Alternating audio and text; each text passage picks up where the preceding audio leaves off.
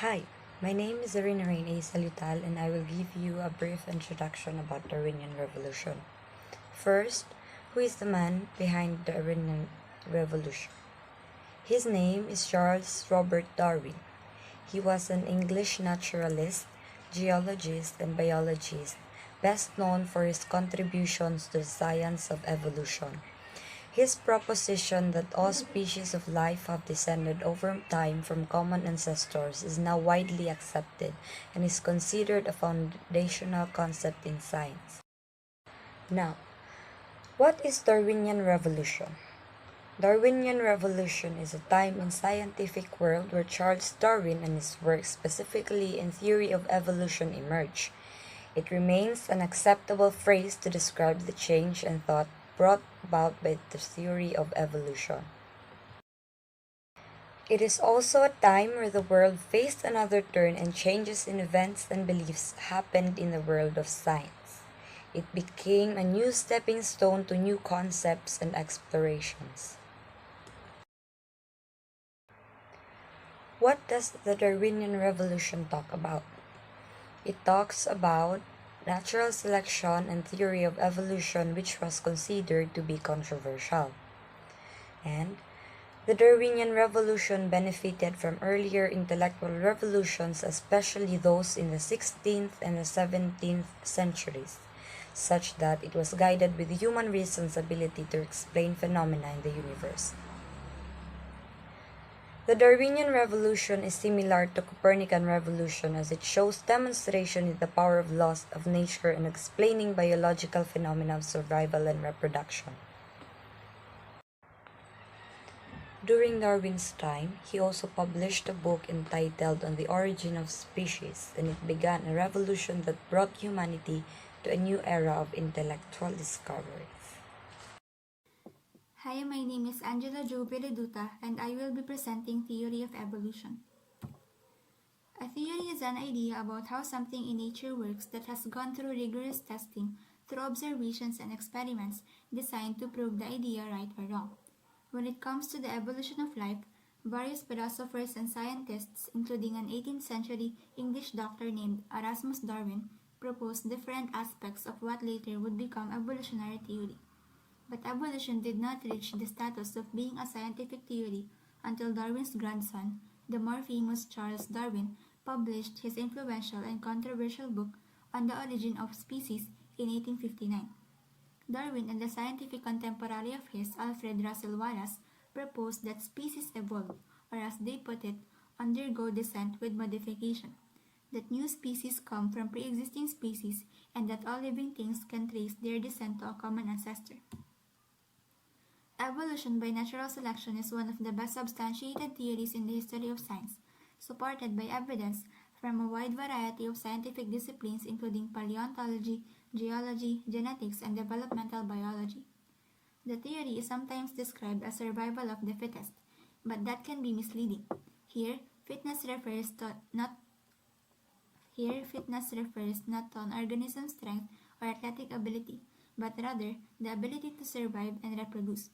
Despite the wealth of evidence from the fossil record, genetics, and other fields of science, some people still question its validity. Some politicians and religious leaders denounce the theory of evolution, invoking a higher being as a designer to explain the complex world of living things, especially humans. Hi everyone, my name is Marissa Limbago, and I will present natural selection. On the past slides, we knew who's Charles Darwin. Charles Darwin developed the idea of natural selection after his 5-year voyage to study plants, animals, and fossils in South America and on islands in the Pacific. In 1859, he brought the idea of natural selection to the attention of the world in his best-selling book On the Origin of Species. He explained that natural selection is the process through which populations of living organisms adapt and change. Individuals in a population are naturally different in some ways. This variation means that some individuals have traits better suited to the environment than others. Here is the example video. This is Lithopodius nulla, a simple creature with a tendency, like any other species, to reproduce offspring.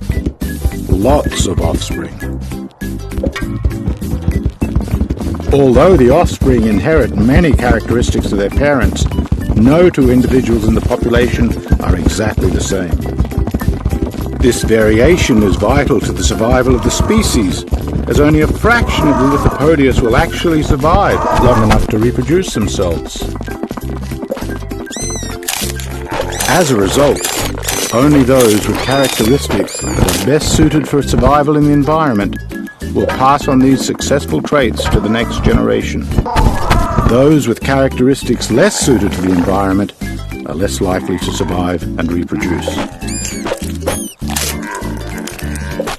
This process is called natural selection, and over time and generations, it leads to the build-up of favorable characteristics in the population of a species.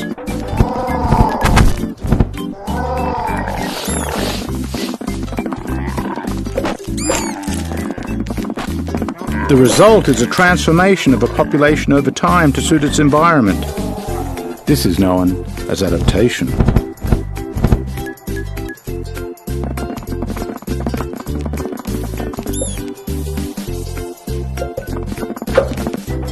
Environmental pressures can also change.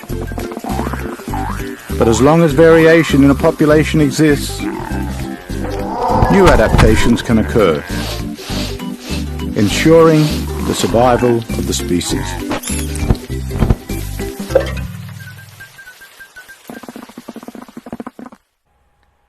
If the environment changes rapidly, some species may not be able to adapt fast enough through natural selection. Through studying the fossil record, we know that many of the organisms that once lived on Earth are now extinct. Dinosaurs are one example. An invasive species, a disease organism, a catastrophic environmental change can all contribute to the extinction of species. How did the revolution affect the science and society? Number 1. The development of Darwinism changed the general thinking of the world by unlocking the truth beyond both Earth and life. Western world had a great consensus that God was the creator of the life and that we are made in His image. The idea that humans are actually descendants of apes was greatly criticized at first, but the discovery of evolution in both humans and other organisms has been proven. Number 2.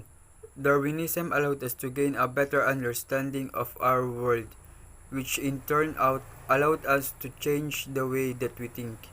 This leadership took the fear out of science and allowed scientists to attempt more controversial experiments in order to find new discoveries. Another benefit of Charles Darwin's work was his teaching on the power of natural selection and mutations. It changed the way that people thought about life on Earth and opened new doors for science in the future.